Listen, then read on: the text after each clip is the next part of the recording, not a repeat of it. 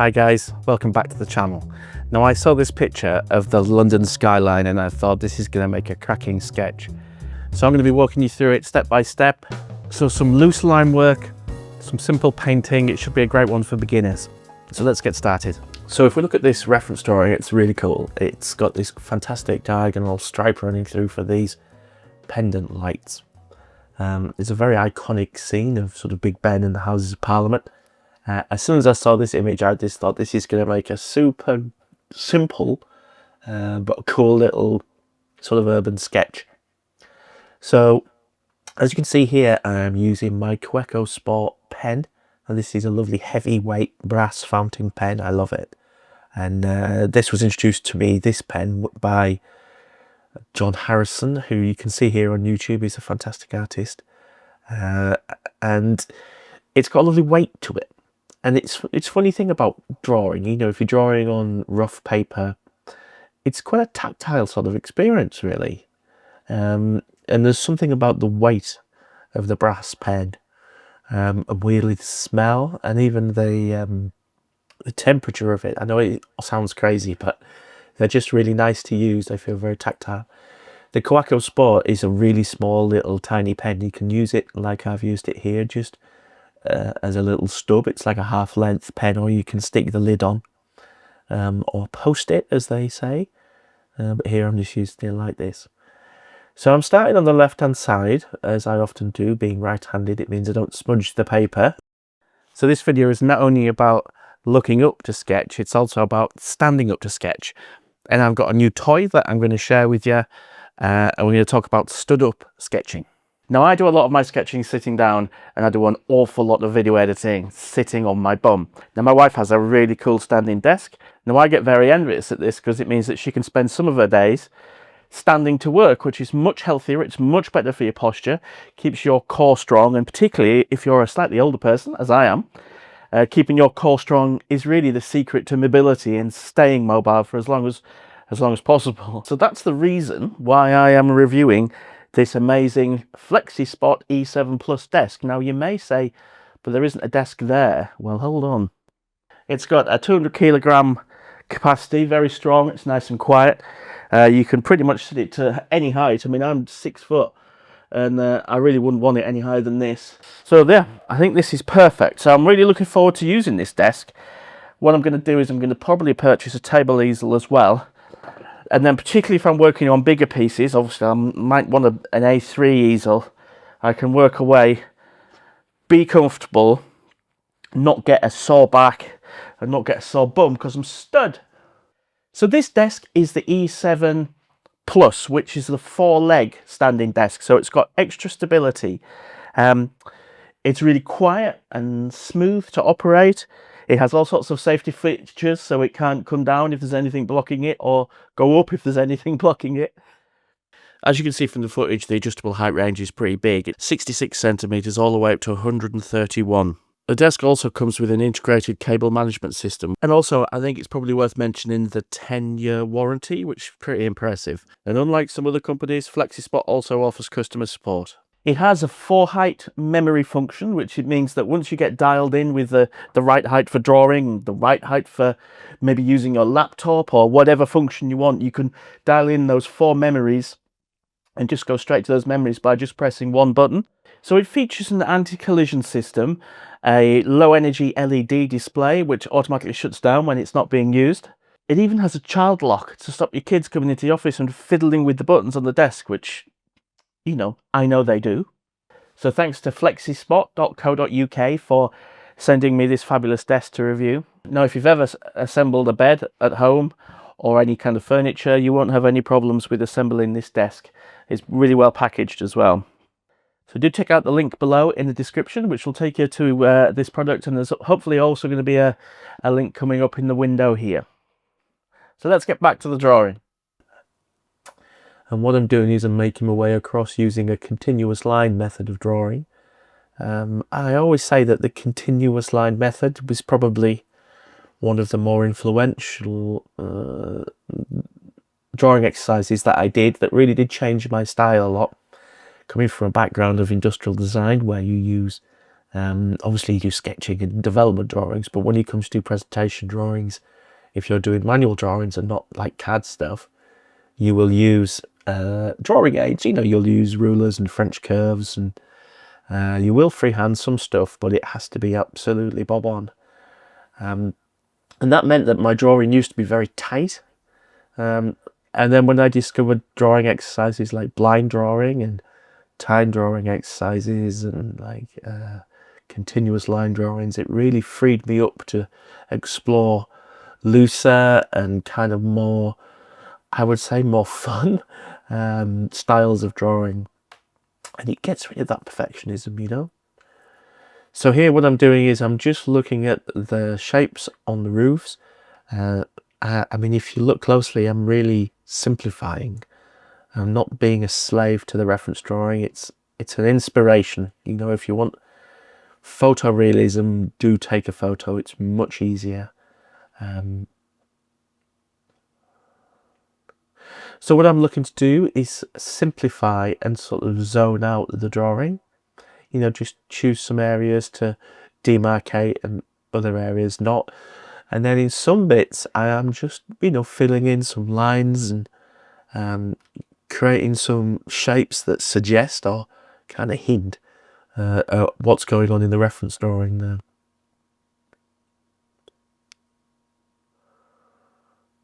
The ink I'm using here is platinum carbon ink, which is waterproof when dry. So once you've done your drawing, you can use a hairdryer or just leave it for 10 minutes in a warm place. And when you come back, you can put as much water over the top of it as you want, you know, watercolour or whatever media, and it won't run and reactivate in the same way that soluble ink does. A sketch like this with water-soluble ink would be really fun, but you get a completely different effect. Whereas this one at dusk, you know, where it was a lot darker and I wanted those lovely colour pops, it made sense really to use watercolour as a media for this one. So here I'm looking at that iconic Big Ben tower. I don't know what the tower's called. I think the clock's called Big Ben.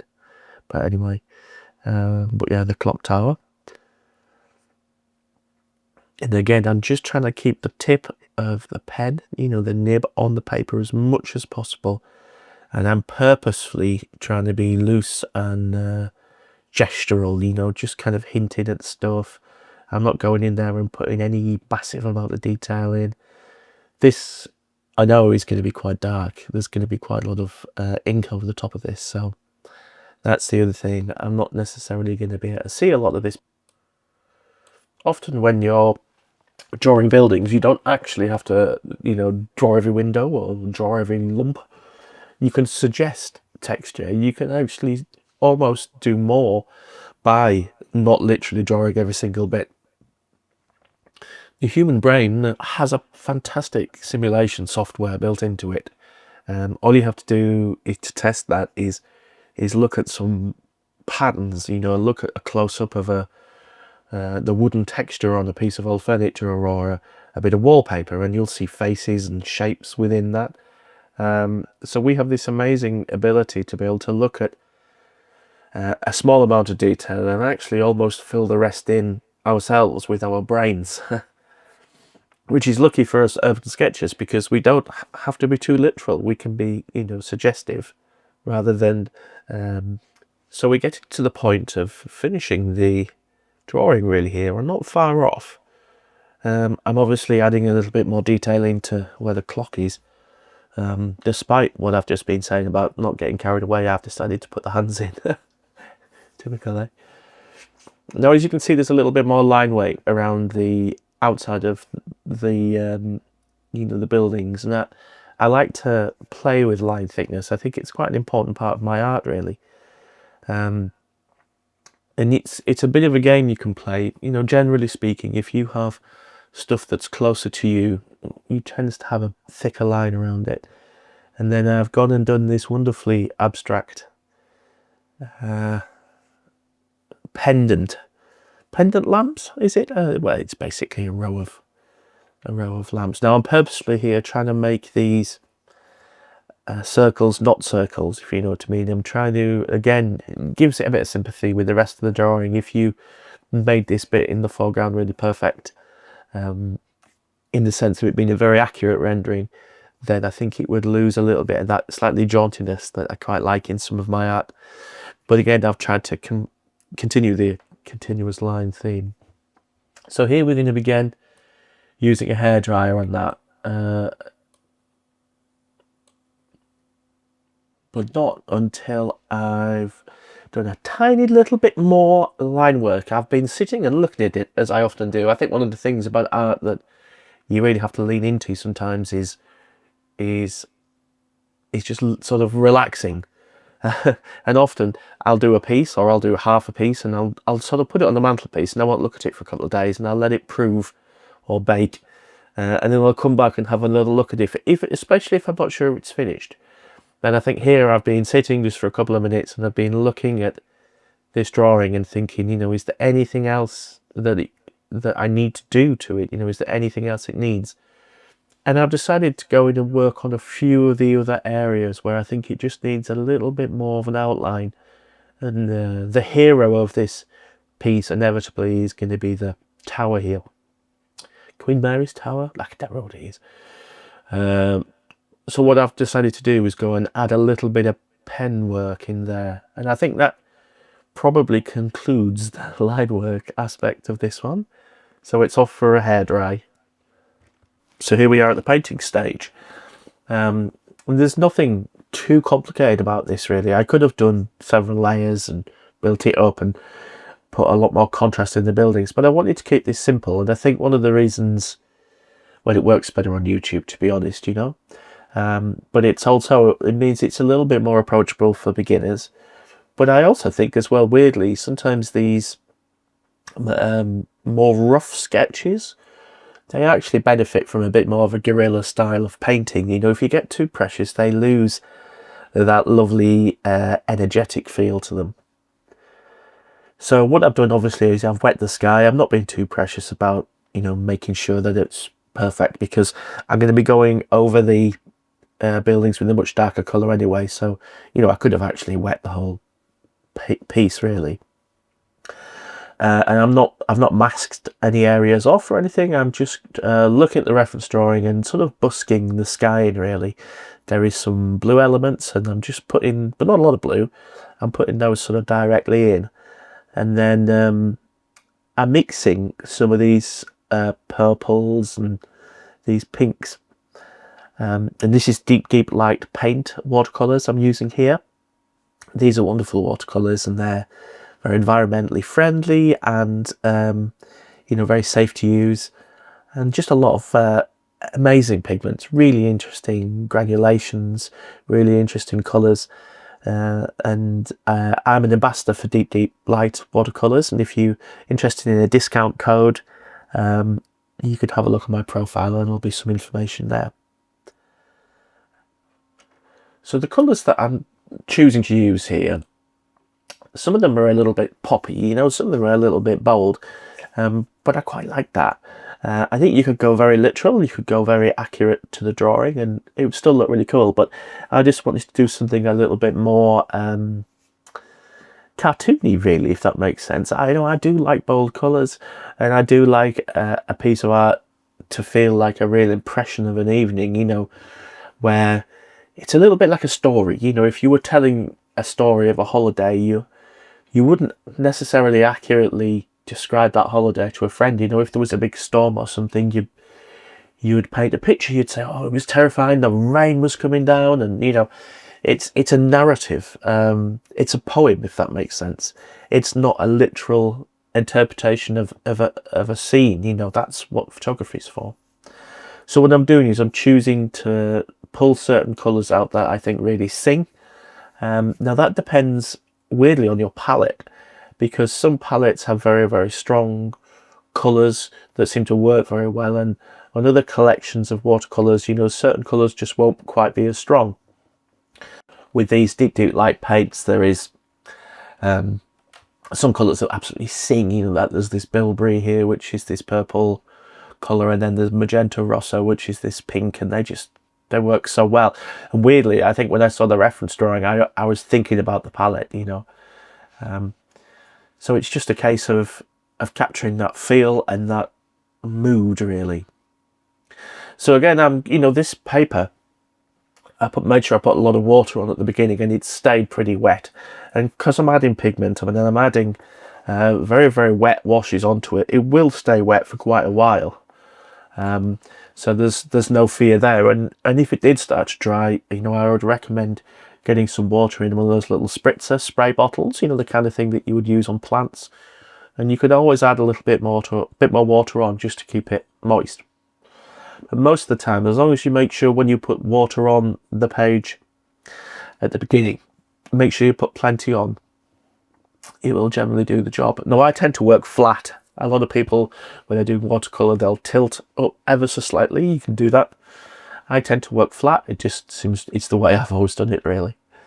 And that stops things moving around. So that's had a gentle hairdryer, as that little graphic zoom by said. And then really we're going to be just doing the second part of this. As you can see already, some of the clouds have faded a little bit. I could have gone a little bit more darker, I think, on the sky in parts, but it doesn't really matter that much. So again, in terms of brushes here, I'm using a mop brush. I tend to use these a lot. I love them. They carry so much paint, but you can also, you know, do very accurate stuff with them. You know, they will also have a tiny point on the end, so they're really, really versatile.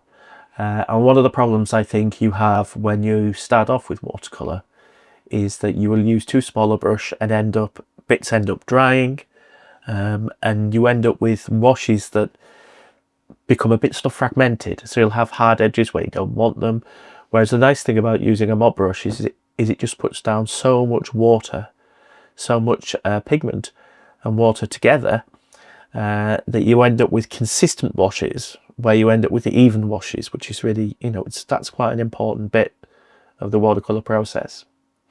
So here what I'm doing is I've not masked any areas off to create like window lights or anything like that. And what I'm doing is I'm just going in and blocking in those areas. There might be a couple of white bits sticking out. I don't mind that so much. I quite like that, actually. And you don't really want a perfect wash. I'm adding in a little bit more pigment.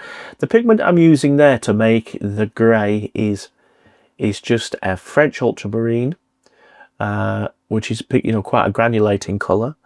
I'm using bark and a bit of tissue because I've splashed onto the sky a bit. Now bark is a bit like a Van Dyke brown colour, and again it's quite granulating.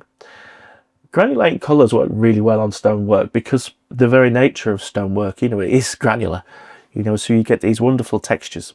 So granulating pigment is caused by the paint that sits around in the binder. It looks solid, but of course when you wet it, you get these bits of pigment, and the granulation comes from those bits of pigment being quite big compared to, you know, other paints. So what you're effectively doing is you're putting down, you know, large bits of solids, and that will create this texture that is just so much fun. Okay, so here I'm splashing on some paint. Again, a personal thing. Some people will cringe at that. I quite like it. I think it adds a kind of loose and a fluidity to it. Now, I was talking before about working flat. Now, as you can see here, what I'm doing is I'm tilting the page up a little bit. Now, the reason I'm doing that is because sometimes I want to create some drips. I quite like that as an aesthetic. I think it looks kind of cool, sort of loose and a bit kind of freestyling it. It's again an affectation, like a spatter, but I don't mind an affectation. I think it looks fun. So the next stage here, now this is one of the things I really enjoy about watercolour, splashing on the sky, is never miss an opportunity to add different colours into a wash. Now obviously I've created this grey wash on the buildings, and I'm quite happy with that. I've left that as it is. But what I'm doing here, blue is a bit too blue, is I'm going in and I'm adding in some different tones in the shadow areas. Now, this just adds interest. It also adds a little bit of sort of sympathy in a way, because what you're doing is picking up some of the, I've pulled out a little bit of that red. I've also left a splash in the sky, I've seen. So what you're doing, oh, there it goes. So yeah, what I'm doing is I'm actually picking up some of the tones in the sky as well. So there's a little bit of sort of sympathy there. But adding in those different areas of colour into that flat wash just adds interest. It sort of makes it a little bit more dynamic, if you know what I mean. So really that's it for the painting stage. I think it just needs a hairdry now, and try not to push those runs around so I don't blast it. And then we're going to go to the next section. So what we have here is some titanium white acrylic paint and also some yellow, which I think is some old tubes I've got knocking around, just a medium yellow, so it's like yellow primary really. Now it's always useful if you're doing watercolours to have some acrylic paint lying around, because it means that you can actually paint on top of, you know, a dried watercolour and get real consistent bold colour pops. I think gel pens and things are really good when you're in a rush and you're out and about and you don't want to be carrying tubes of stuff, but I think actually weirdly acrylic, well, first of all, acrylic's a lot cheaper. You can buy a big tub of acrylic for, you know, a few quid and it'll last you years. So that's always a good tip. But if you want to do large areas, it's just a lot more effective, really. So the white here, actually, while I'm applying a bit of this, I want to talk about something. Oh yeah, I'm actually applying the white in the clock face. That's right. I want to just quickly mention something else. The buildings could have done with another layer in here, a darker layer, and you could have gone in and added in a lot more interest in terms of like dark areas and shadows, and that would have highlighted a lot more structure of the building. But I really wanted to keep this one a little bit more simple. So what I'm doing is I'm looking on the reference drawing where the lights are, and we have some street lamps that are in little clusters of 3. So I'm going to be adding those in there.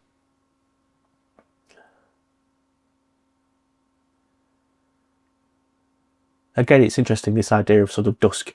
You know, you have these bright sort of colour pops, really.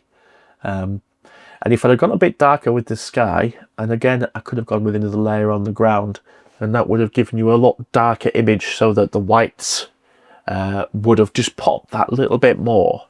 But again, it's just nice to keep stuff simple, and I think it works really well, this. I have to say, it's one of my favourite drawings I've done in a while. And I think I don't know why I like it so much. Maybe it's just because it feels so sketchy, if that makes sense. I've been doing a lot of drawings recently where I've been very, very accurate. You know, a lot of my Boattober drawings, I'm trying to sell them.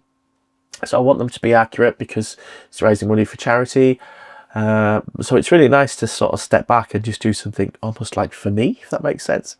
That just, it feels, feels nice and loose and just a bit more like play. You know, I'm always banging on about play. So the yellow here, this is just going to go in. I'm going to add in a few details of like window areas and other little spots of light. Again, it's to sort of warm up that evening feel.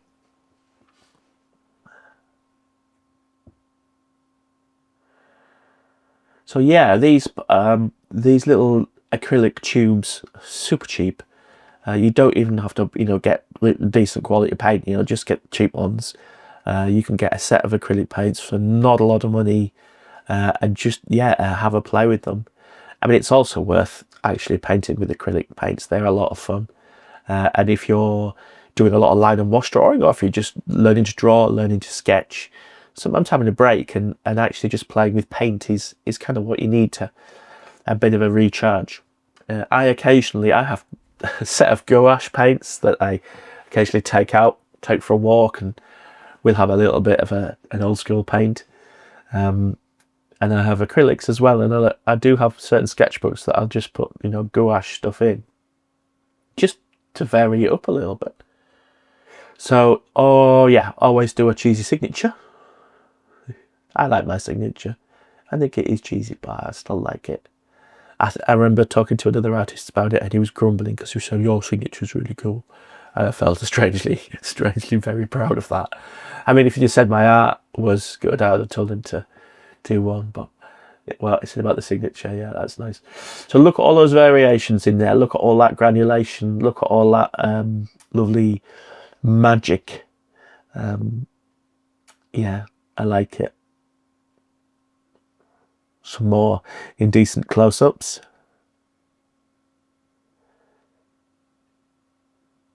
That yellow is just basically doing a little bit of the sort of colour pops, but it's again sort of slightly abstract, which again I love.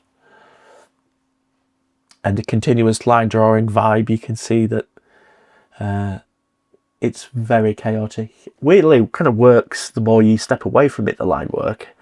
And the watercolour works the closer you get to it. But ain't that funny? So yeah, I hope you enjoyed that. I thought it was really cool. I really enjoyed doing it. And I enjoyed playing with my desk. I love how accessible things like line and wash and urban sketching is for beginners. And I think this sketch is a really good example of just that sort of loose work and how you can end up with something really fun and sort of enthusiastic as an image. If you want full versions of my lessons and you want to have a look at my 5-part, well, what will it be, 16-part when it's finished, but my long how to draw series, and I've got a multi-part series on how to learn line and wash, how to draw skies, how to paint skies. There's all sorts going on my Patreon. So there's a link in my profile for that. Check that out. Like, subscribe, all the usual jazz, and we'll see you next time. Thanks guys, bye bye.